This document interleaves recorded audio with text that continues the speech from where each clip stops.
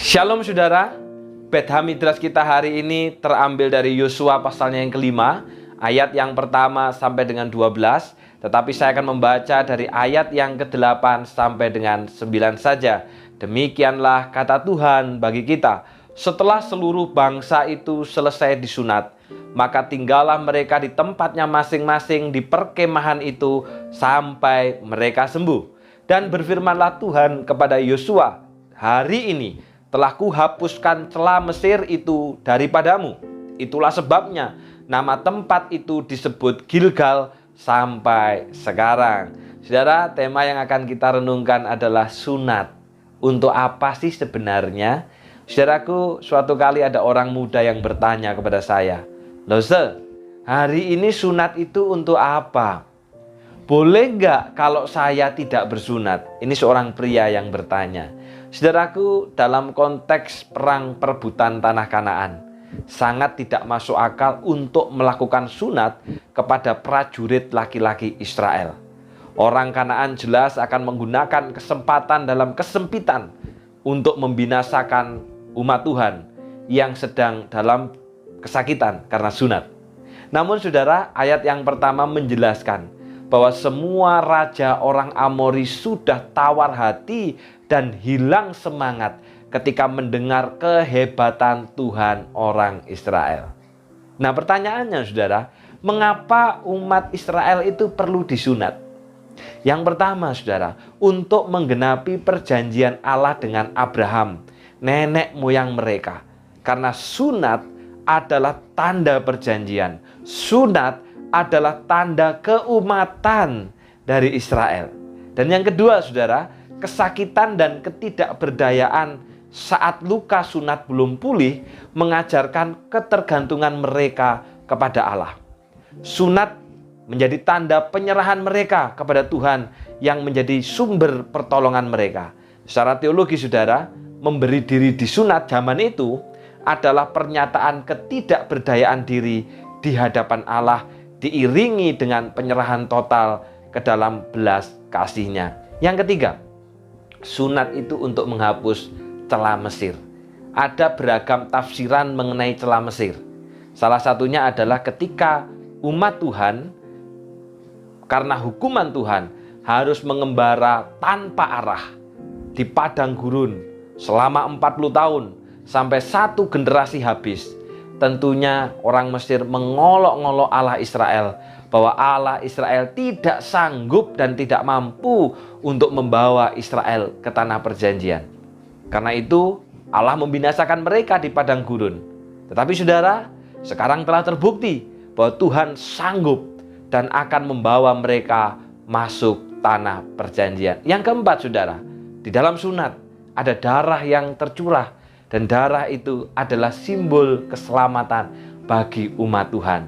Saudaraku, apabila pada saat itu sunat menjadi tanda perjanjian antara umat dengan Allah, maka hari ini sunat itu telah disempurnakan dalam Tuhan Yesus Kristus melalui baptisan. Sehingga saudara, sunat pada masa kini bukan lagi sebagai tanda perjanjian, namun hanya untuk urusan kesehatan. Karena baptisanlah yang menjadi tanda perjanjian bagi yang percaya kepada Kristus. Sudah disempurnakan saudara.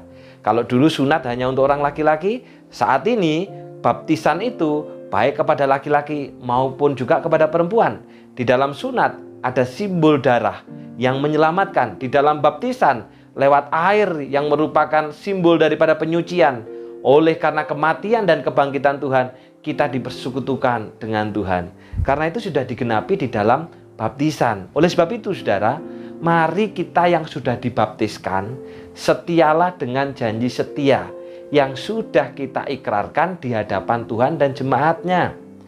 Saudara, kita berdosa bukan hanya ketika kita mencuri, ketika kita berbohong, ketika kita berzina, enggak saudara. Tapi ketika kita tidak setia dengan perjanjian, kita juga sudah berdosa di hadapannya. Sebab jika kita sengaja berbuat dosa, sesudah memperoleh pengetahuan tentang kebenaran, maka tidak ada lagi korban untuk menghapus dosa itu. Kita yang sudah setia, saudara, dengan perjanjian, teruslah setia. Apapun persoalan, apapun masalahnya, jangan pernah meninggalkan dan mengabaikan janji kesetiaan. Ayo setia. Yang mulai mundur, yang mulai meninggalkan Tuhan, segera bertobat dan kembalilah untuk setia. Bagi kita yang memiliki anak-anak yang belum dibaptiskan, saudara, mari kita membawa anak-anak kita untuk terikat dengan perjanjian. Karena dengan baptisan itu, mereka akan menjadi anak-anak Allah yang dibedakan dengan anak-anak dunia.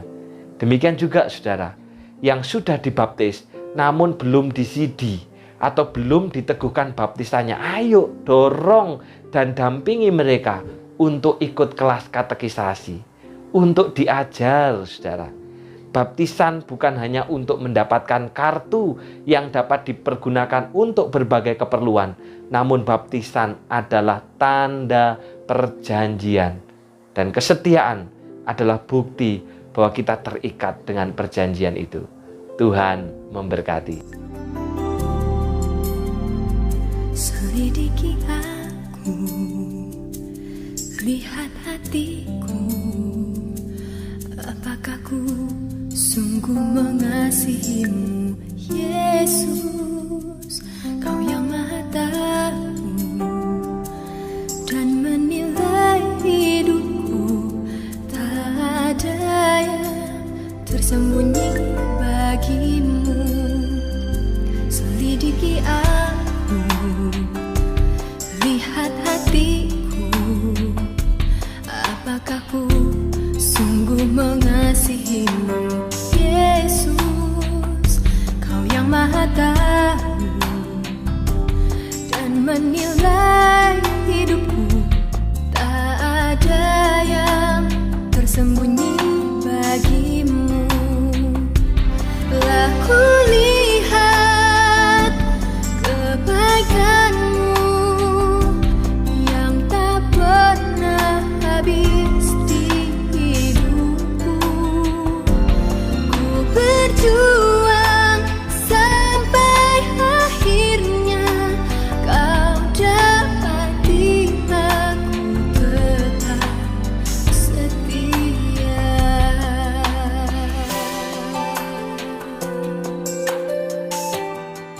Mari kita berdoa. Bapa yang di surga, kami kembali diingatkan Tuhan bahwa tanda perjanjian itu telah Tuhan sempurnakan melalui baptisan. Jika pada masa itu sunat adalah tanda perjanjian, hari ini sunat hanyalah kaitan dengan kesehatan, karena sudah Tuhan sempurnakan dalam baptisan. Karena itu Bapa, kami yang sudah dibaptis, biarlah kami terus setia. Kami yang mulai malas, kami yang mulai meninggalkan janji kesetiaan itu, oh Bapa, ingatkan kami supaya kami kembali kepada janji setia kami. Karena ketika kami mengabaikan maupun meninggalkan, maka kami akan berdosa terhadap Tuhan. Dan kami yang belum dibaptiskan anak-anak, biarlah kiranya kami mendorong mereka Bapa untuk dibawa, untuk dibaptis.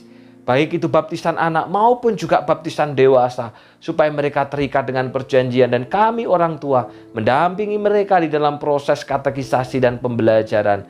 Terima kasih Bapa, biarlah kami makin teguh dan kami makin setia. Mengingat untuk dua keluarga kami, yaitu Saudari Yohana Priscilla yang pada hari ini bertambah usia di dalam kemurahan Tuhan. Kiranya Engkau yang menolong apa yang dicita-citakannya di masa depan, yang direncanakan di dalam kehidupannya. Engkau yang menuntun, Engkau yang memberikan hikmat, dan biarlah Yohana pun juga terus terikat dengan perjanjian. Bersyukur untuk Bu Yana sebagai orang tua yang senantiasa mendampingi dan mengingatkan putra-putrinya untuk boleh terikat dengan perjanjian. Demikian juga hamba-Mu berdoa ya Bapa untuk Ibu Vivi Indrawati atau CIV yang juga pada hari ini bertambah usia dalam kemurahan Tuhan. Kiranya juga Engkau memberkatinya, kiranya juga Engkau memulihkannya dalam pergumulan yang mungkin secara manusia nampaknya tidak mungkin, tetapi tidak demikian bagi Tuhan. Engkau yang mengetahui jauh yang terdalam apa yang menjadi permohonan dan apa yang menjadi harapannya Tuhan. Terima kasih Bapa kami semua, bila kami terus bertumbuh untuk setia terhadap perjanjian dan terikat dengan perjanjian itu. Dalam nama Tuhan Yesus kami sudah berdoa.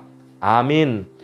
Selamat ulang tahun untuk Yohana Priscilla dan juga untuk CIV atau Ibu Vivi Indrawati, teruslah terikat dengan perjanjian. Tuhan memberkati.